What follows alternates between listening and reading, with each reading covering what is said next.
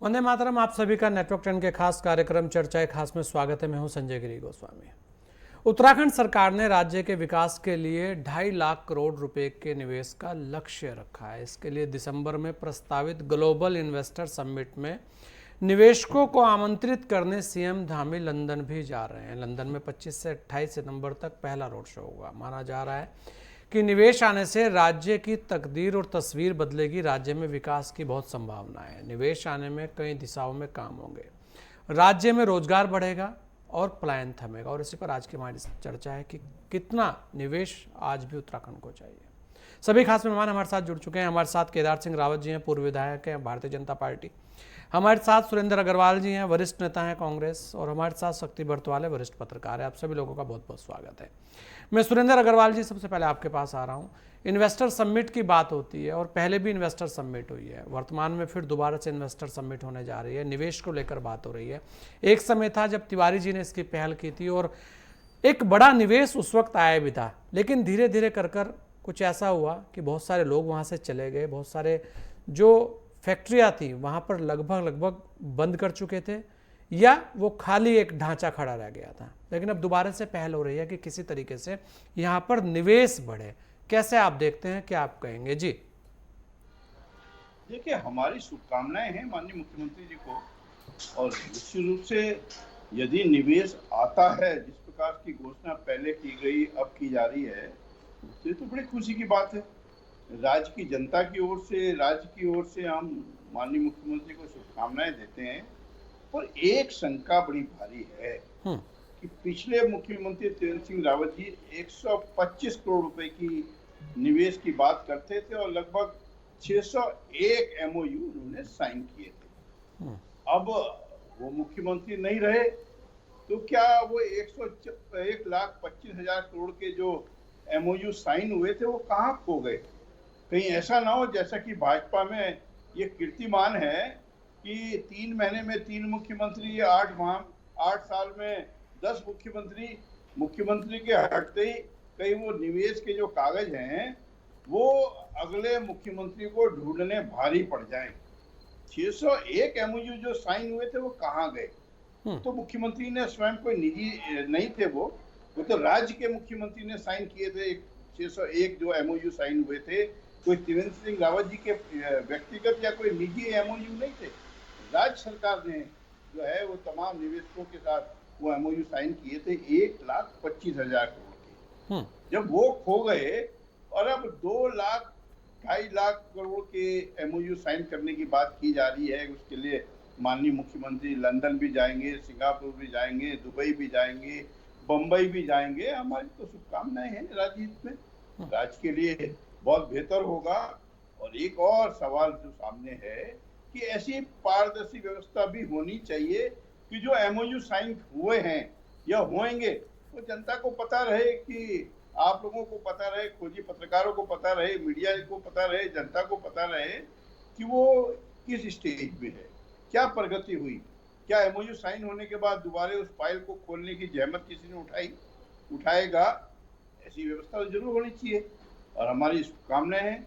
बिल्कुल सुरेंद्र अग्रवाल जी, आपने बहुत सारी बातें की, लेकिन अगर हम उत्तराखंड के पूरे भौगोलिक क्षेत्र को देखें, उसकी पूरी स्थिति को देखें, तो आपको क्या लगता है कि किस तरीके के निवेश यहाँ होने चाहिए? वास्तव में वो कमी कौन सी है जो आज तक पूरी नहीं हो पाती? आपने भी कहा कि निवेश तो आता है लेकिन वो दिखता नहीं है फिर उसके बाद, लेकिन किस तरीके का निवेश चाहिए, इस पर भी तो बात होनी चाहिए ना, कि आखिर उत्तराखंड को किस तरीके का निवेश चाहिए जिससे उत्तराखंड के अंदर जो पलायन होता है वो रुके। हाँ, देखिए, यदि सारा निवेश जो है वो हरिद्वार में आना है, उधमसिंह नगर आना है, देहरादून आना है, तो जो सुदूर बैठे हुए लोग हैं, पर्वतीय अंचल में ऊपर बैठे हुए लोग हैं, वो तो फिर बह हैं, उनको पलायन कैसे रोक लेंगे? वो तो मजबूरी में बेबसी का पलायन तो फिर भी होगा उसका जी। ऐसे उद्योग लाएं आप जो इको फ्रेंडली हों, जिनसे पर्वतीय क्षेत्र में, दूर दराज के क्षेत्र के लोगों को रोजगार मिले, रोजगार के अवसर पैदा हों। हालात तो ये है कि केंद्र पोषित योजनाओं का जो पैसा है वो राज्य सरकार खर्च नहीं कर पा रही है। जब राज्य सरकार केंद्र पोषित योजनाओं का धन खर्च कर ना पा रही हो तो निवेशकों को दिखाने के लिए आपके पास जमीनी सच्चाई क्या होगी? तो जमीनी सच्चाई भी पता होनी चाहिए निवेशकों को। हमारे यहाँ सबसे सस्ती बिजली मिलती है, हमारे दूर क्षेत्रों में जो है कनेक्टिविटी की समस्या है। कनेक्टिविटी का हाल ये है कि देहरादून में यदि चक्रवाता चले जाए तो आपको हिमाचल का कनेक्शन लेना पड़ता है, और अल्मोड़ा पिथौरागढ़ में आपको नेपाल का कनेक्शन लेना पड़ता है। कनेक्टिविटी के लिए बेहतर प्रयास किए जाने चाहिए। अभी भी 3000 गांव जो हैं वो कनेक्टिविटी की जो अव्यवस्था है उससे जूझ रहे हैं। सड़कें जो है आपके यहाँ तमाम आपदाग्रस्त हो रखी है। आपके 400-500 गांव जो है वो आपदाग्रस्त है। इन सब चीजों की नजर में रखते हुए माननीय मुख्यमंत्री को कुछ ऐसी पहल करनी चाहिए कि जो कनेक्टिविटी है राज्य की वो बेहतर हो। और ईज ऑफ डूइंग बिजनेस के बहुत ढोल पीटा जाता है, और उसमें सच्चाई, जमीनी सच्चाई क्या है? सिंगल विंडो में आपने कितनी अच्छी व्यवस्था करी है, निवेशकों को आने के बाद उनको इधर उधर धक्के ना खाने पड़े, उनको आपकी जो नौकरशाही है वो उन्हें गुमराह ना कर सके। हम सब चीजों पे स्पष्टता यदि होगी तो निश्चित रूप से जो एमओयू साइन होंगे वो धरातल पे भी उतरेंगे, वो उद्योग लगेंगे भी। ये ना हो कहीं मुख्यमंत्री जी को चेहरा दिखाने के लिए एमओयू साइन हो गए और उस एमओयू को साइन करने वाले भी भूल गए, कराने वाले भी भूल जाए और वो धरातल पर ना उतरे। ये शंका हमारी है, और इस शंका का जवाब मैं समझता हूँ सरकार को देना बिल्कुल, चाहिए। हम हमारे साथ है, जवाब ले लेते हैं सुरेंद्र सामने जी। केदार सिंह रावत जी हमारे साथ है। केदार सिंह रावत जी, विपक्ष कह रहा है कि बहुत अच्छी पहल है मुख्यमंत्री जी की, और मुख्यमंत्री जी ने जो पहल की है उसका वो स्वागत भी करते हैं, और कह रहे हैं शुभकामनाएं भी हैं हमारी कि यहाँ पर निवेश आए, लेकिन निवेश आए और उस निवेश पर काम हो, यहाँ पर वो उद्योग लगें, और वो निवेश ऐसा हो जिससे उत्तराखंड के जो पर्वतीय क्षेत्र हैं वहाँ के लोगों को भी लाभ मिले। कुछ इस तरीके की शंकाएं आपने भी हैं, कैसे कहेंगे आप? निश्चित रूप से नमस्कार, धन्यवाद। हमारे कांग्रेस के नेता आदरणीय सुरेंद्र अग्रवाल जी ने भी अभी अपनी बात रखी, और उन्होंने स्वागत भी किया है इसका, इन्वेस्टर समिट का, इसको प्रोत्साहन देने के लिए अच्छी बात भी कही है, सुझाव भी दिए हैं। तो मेरा कहना तो ये है कि जो हमारे संसाधन उत्तराखंड, जल जंगल और जमीन, उस पे आधारित जो है उद्योग यहाँ पे लगने चाहिए।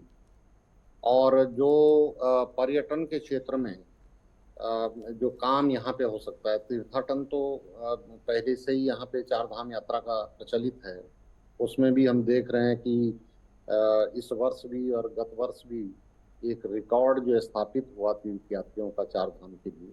लेकिन जो हमारे पर्यटन स्थल है, सरकार ने 13 डिस्ट्रिक्ट 13 डेस्टिनेशन का भी जो है वो टारगेट रखा है कि कम से कम एक डेस्टिनेशन जो है प्रत्येक जिले में डेवलप किया जाए उसको, और टूरिस्ट को भी जो है उसको आकर्षित किया जाए। तो जो जल जंगल जमीन के जो संसाधन है हमारे पास, हम ये करें, गंगा यमुना हमारे पास बह रही है, और जल से ही आप लगाएं तो जल विद्युत का उत्पादन हो सकता है। जल से हम ये लगाएं कि अभी हमारे प्रदेश में या कहीं भी दूर दराज के क्षेत्रों में हम देखते हैं, पर्वतीय क्षेत्रों में, कि बिस्लरी और इस तरह के ब्रांड जो है पानी के, वो बोतलें जो है सप्लाई होती हैं बहुत दूर से आकर के, जबकि गंगा यमुना हमारे पास बह रही है। नेचुरल वाटर सोर्सेज के जो है हमारे पास झरने हैं, उनको जो है इतनी महंगी जो नेचुरल सोर्सेज झरनों का जो पानी है वो इतना महंगा बिकता है, जैसे आप सब लोगों को, हम सब लोगों को पता है। तो हम ऐसी इंडस्ट्रीज लगाएं जल पे आधारित, जंगल पे आधारित। अब जंगल में आप देखिए कि तमाम किस्म की जड़ी बूटियां, झूला घास, सतुआ, तमाम किस्म की जड़ी बूटियां हमारे उत्तराखंड में पर्वतीय क्षेत्र में होती, लेकिन वो सारी जो है उसका विदोहन के तरीके उस पर प्रतिबंधित हैं। तो ऐसी जड़ी बूटियां वहाँ खत्म हो जाती हैं, जिनको निकालने की निकासी दी जाती है, उसके लिए इंडस्ट्री कोई भी उत्तराखंड में नहीं। सारा दिल्ली, बॉम्बे, कलकत्ता और अमृतसर जैसे जगहों पे जो है उस कच्चे माल को भेजा जाता है। तो जल हो गया, जंगल हो गया, जंगल से पर आप देखिए ना, केदार सिंह जी सुरेंद्र अग्रवाल जी ये कह रहे हैं कि आपके प्रयास हैं, अच्छे हैं, लेकिन कनेक्टिविटी आप कह रहे हैं कि होने चाहिए। जल जंगल जमीन या पानी से संबंधित जो भी उद्योग आए, ये कह रहे हैं कि कनेक्टिविटी आज भी वो है एक बड़ा सवाल बना हुआ है, चाहे वो मोबाइल की कनेक्टिविटी हो, चाहे वो सड़कों की कनेक्टिविटी हो, उसे लेकर उनके सवाल हैं जी। देखिए, पिछले वर्षों में हम अगर देखें तो सड़कों की कनेक्टिविटी में बहुत इजाफा, चाहे हमारे ऑल वेदर चार धाम यात्रा रूट्स हैं, चाहे अन्य रूट्स हैं हमारे, तो सारे उसमें जो है इजाफा हुआ है सड़क की कनेक्टिविटी में।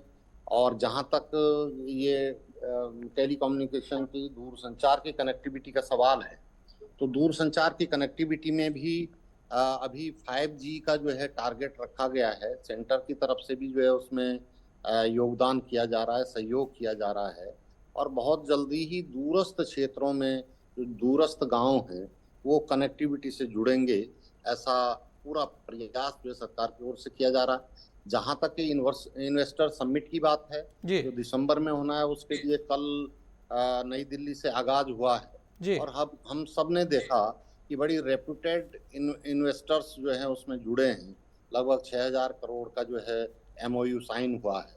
और अभी हमने देखा कि ये ग्लोबल इन्वेस्टर समिट जो होना है, उस ग्लोबल इन्वेस्टर समिट के लिए देश में भी और विदेशों में रोड शो आयोजित किए जा रहे हैं।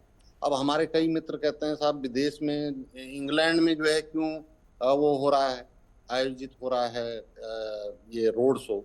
तो इंग्लैंड में हम ये चाहते हैं कि जो इंग्लैंड में हमारे भारतवंशी इन्वेस्टर्स हैं, उद्यमी हैं, उद्योगपति हैं, या वहाँ के रेप्यूटेड उद्योगपति हैं, हम उनको अगर और बहुत भारत सारे लोग उसके उत्तराखंड के भी लिए, वहां पर हैं, बड़े बड़े कारोबारी। उत्तराखंड के भी बहुत सारे लोग हैं, इंडियन हैं, उत्तराखंड के लोग भी हैं। तो हम ये चाहते हैं अगर हम उनको यहाँ बुलाएं उसके लिए प्रेजेंटेशन के लिए, उनके साथ प्रारंभिक बातचीत के लिए, MOUs के लिए, तो मुश्किल से 10%, 12%, 15% लोग आ पाएंगे। इसलिए वहां जा करके हमारी सरकार की मशीनरी वहां पे जाएगी, नेतागण वहां पे जाएंगे, माननीय मुख्यमंत्री जी वहां पे जाएंगे।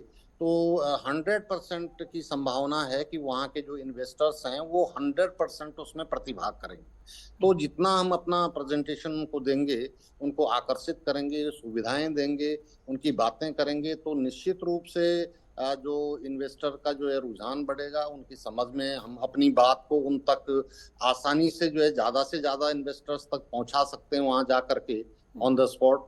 तो उससे मुझे पूरी उम्मीद है कि माननीय मुख्यमंत्री जी के प्रयास से ये ग्लोबल इन्वेस्टर्स को जो है हम आकर्षित कर पाएंगे। पर केदार सिंह जी, एक सवाल ये भी चल रहा है कि आप नए निवेशक लेके आ रहे हैं, अच्छी बात है, उसका स्वागत तो कांग्रेस भी कर रही है, लेकिन यहाँ पर बहुत सारे लोग ऐसे भी हैं जिन्होंने तिवारी जी के टाइम पर फैक्ट्रियाँ लगाई और उसके बाद चले गए, और अभी तक वो खाली फैक्ट्रियाँ, बहुत सारी जगह ऐसी हैं जहाँ पर ज़मीन घेरी हुई है। उसे लेकर क्या कोई नई सरकार को पहल नहीं करनी चाहिए? क्योंकि नए निवेशक आएंगे तो उनके लिए तो आपने जगह कहीं ना कहीं सुनिश्चित करनी पड़ेगी, और बहुत सारी ऐसी है कि जिस पर कुछ काम ही नहीं चल रहा है।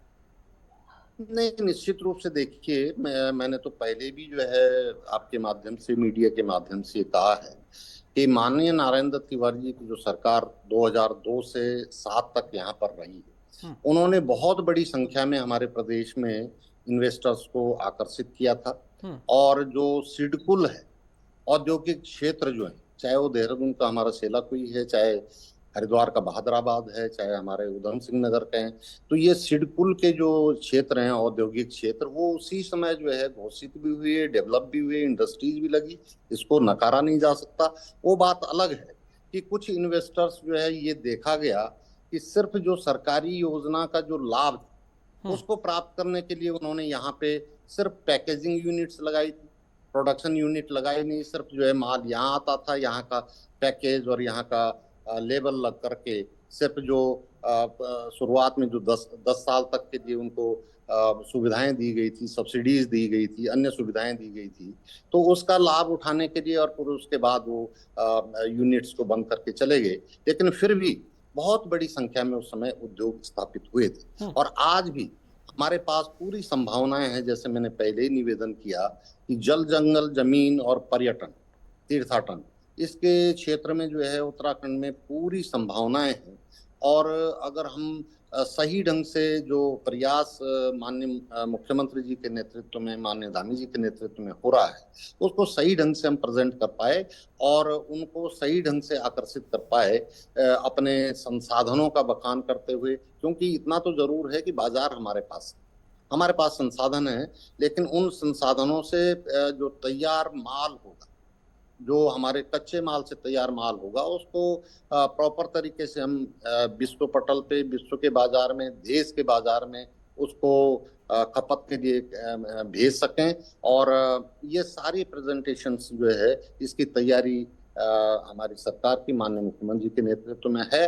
और निश्चित रूप से मुझे भी आशा है, सभी हमारे प्रदेशवासियों को आशा है, और हमारे सारे प्रदेशवासी, चाहे वो हमारे विपक्षी दलों के साथी हैं, नेतागण हैं, उनको भी जो है अपनी ओर से प्रयास करने चाहिए अपने अपने संपर्कों से, कि अच्छे उद्योग, अच्छे इन्वेस्टर्स, अच्छे उद्योगपति जो सही मायने में जो है यहाँ पे उद्योग स्थापित करने की मंशा रखते हों। और विशेषकर पर्वतीय क्षेत्र, कि पर्वतीय क्षेत्र में मैं पहले जल, जंगल और जमीन पर्वतीय क्षेत्र पर आपका काफी जोर रहा है, लेकिन वही बात में सुरेंद्र अग्रवाल जी, आप देखिए कि आज भी इतने वर्ष हो गए हैं उत्तराखंड को बने हुए, आज भी ये बात होती है कि उत्तराखंड में कहीं ना कहीं पर्वतीय क्षेत्र में शिक्षा की कमी है, स्वास्थ्य की कमी है, उसे लेकर आज भी सवाल है। और ये कड़वा सच भी है, इसे मानना भी चाहिए, सरकारें किसी की भी रही हो, लेकिन ये कड़वाहट हमेशा रही है। उसके बाद जो एक बात हुई है कि मजबूरी का पलायन, ये शायद इसी कारण है कि वहाँ जो शिक्षा का स्तर है, या जो स्वास्थ्य का स्तर है, या कनेक्टिविटी जिस पर आपने जोर दिया था सुरेंद्र अग्रवाल जी, उसका है, उसे लेकर जिस तरीके के प्रयास होने चाहिए थे इन वर्षों में, उसकी कमी दिखी। और अब उस पर काम कितना होना चाहिए, इसे लेकर एक रोड मैप क्या रहेगा, उस पर भी अभी तक कोई बहुत ज़्यादा, मेरे हिसाब से कोई बहुत ज़्यादा साफ तस्वीर सामने नहीं आई। लेकिन फिर भी जिस तरीके का प्रयास हो रहा है कि निवेशक आएंगे, लेकिन जो पुराने लोग हैं, जो पुराने निवेशक हैं, जिन्होंने निवेश किया और फिर बाद में बंद कर दिया, उनका क्या होगा? और नई जगह पर क्या जो नए उद्योग लगेंगे वो किस तरीके से नए प्लान के तहत आएंगे, और वहां पर जो बात आपने की कनेक्टिविटी की, क्या वास्तव में वो हो पाएगी? ऐसे भी बहुत सारे सवाल हैं सुरेंद्र जी। हाँ, मेरे ख्याल से मेरे प्रिय अनुज हैं केदार सिंह रावत जी। हाँ, अब इनको यहाँ बैठा देख के हमने तो गंगा मैया के भी और यमुना मैया दोनों के दर्शन कर लिए, और इनकी बातों से ऐसा लगा कि जगह, जंगल, जमीन से संबंधित उद्योग आने चाहिए। मैं भी समर्थन करता हूँ। और जल, जंगल, जमीन हमारा बड़ा संवेदनशील मुद्दा है। जंगल हम कटने नहीं देंगे। जमीन पर हम कहते हैं कि सख्त भू अध्यादेश लाइए। और कनेक्टिविटी की बात यह है कि जिस इलाके से भाई केदार सिंह रावत जी आते हैं, मेरे बहुत प्रिय हैं, इनके इलाके का मोहरी में अगर आपने बात करनी है कहीं पर, तो आपको हिमाचल का सिम चाहिए। 3000 गांव आज भी जो हैं वो कनेक्टिविटी की समस्या से लगातार जूझ रहे हैं। और एक बात और स्पष्ट होगी, अगर जल, जंगल, जमीन से संबंधित उद्योग आने हैं तो माननीय मुख्यमंत्री जी एमओयू किस चीज का साइन कर रहे हैं, इसका मतलब अभी तक स्पष्ट नहीं है कौन सा उद्योग कहां पर आना है। निवेश आना है तो हम सब चाहते हैं कि पर्वतीय क्षेत्रों में उद्योग आए, तो पर्वतीय क्षेत्रों में किस तरह के उद्योग आएंगे उसका कुछ वर्गीकरण हुआ, और यदि वर्गीकरण हुआ है तो वो पब्लिक डोमेन में आना चाहिए कि हम पर्वतीय क्षेत्रों में कौन से उद्योग ले जाना चाहते हैं, ये स्पष्ट होना चाहिए। अभी तक जो 2.5 लाख करोड़ के निवेश लाने की बात की जा रही है, तो इसका मतलब या तो तय कर लिया गया है कि किस तरह के उद्योग आने हैं, और यदि तय कर लिया गया है कि किस तरह के उद्योग आने चाहिए तो पब्लिक डोमेन में आ जाए, तो उसमें क्या बुराई है कि हम पर्वतीय क्षेत्रों में इस तरह के उद्योग लाएंगे, सिडकुल में इस तरह के लाएंगे, हरिद्वार में इस तरह के लाएंगे, पर्यटन से जुड़े में इस तरह के उद्योग लाएंगे। क्या हवा में एमओयू साइन किए जा रहे हैं? जो पहले 1,25,000 करोड़ के एमओयू साइन हुए थे, 601 वो भी हवा में थे। कहीं ऐसा ना हो ये 2.5 लाख करोड़ के जो निवेश हैं ये भी हवा में हो।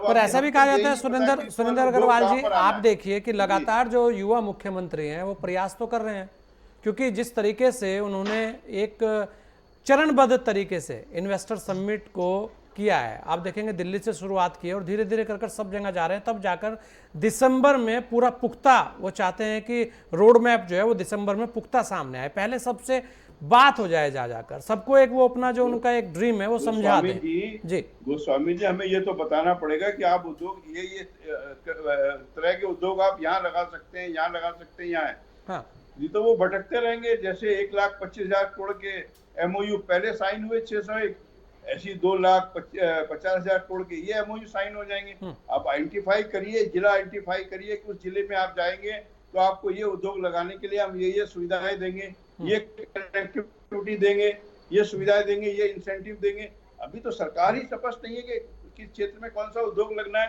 फिर भी हम शुभकामनाएं देंगे। आपने कहा युवा मुख्यमंत्री, अरे हमारे मुख्यमंत्री तो पूरे हिंदुस्तान के अंदर सबसे खूबसूरत मुख्यमंत्री हैं, और खूबसूरत मुख्यमंत्री यदि निवेश को आकर्षित करके ले आएंगे तो हमारी शुभकामनाएं, हम तो खुद अभिनंदन कर देंगे उनका। नहीं, अच्छा है ना। देखिए सुरेंद्र जी, खूबसूरत मुख्यमंत्री हैं और खूबसूरत निवेशक अगर यहाँ आ जाएं तो उत्तराखंड तो खूबसूरत है ही। फिर अरे निवेशक तो टेढ़ा बांगा आ जाए वो भी चलेगा, काला पीला वो भी चलेगा। आप निवेश ले आइए और आइडेंटिफाई करिए कि कैसे कैसे उद्योग लगाएंगे, कहाँ लगाएंगे। हम चमोली में इस तरह का उद्योग लगाना चाहते हैं, हम उत्तरकाशी में इस तरह का लगाना चाहते हैं। और ये भी बता दें कि देवप्रयाग में आपने एक शराब की फैक्ट्री को लाइसेंस दे दिया था बीजेपी सरकार ने। कहीं ऐसा ना हो कि शराब की फैक्ट्रियां खोल दी जाए ऊपर। तो इन सब चीजों पे हमारा रिजर्वेशन है। कहीं ऐसा ना हो शराब की नदियां पूरे पहाड़ में बहा दी जाए और निवेशकों के नाम पे। हमारी शुभकामनाएं हैं, पर हम ये चाहते हैं कि माननीय मुख्यमंत्री जी, सरकार ये स्पष्ट कर दे कि किस जिले में किस तरह का उद्योग लगाने के लिए वो निवेशकों को आकर्षित कर रहे हैं। और जो सुविधाएं देनी है दीजिए, सुविधाएं हम कहते हैं इंसेंटिव दीजिए, जिससे पर्वतीय क्षेत्र में भी उद्योग चढ़े। तभी तो पलायन रुक पाएगा, नहीं तो पलायन कहाँ रुकेगा, तो हवा हवा ही हो जाएगा सब कुछ।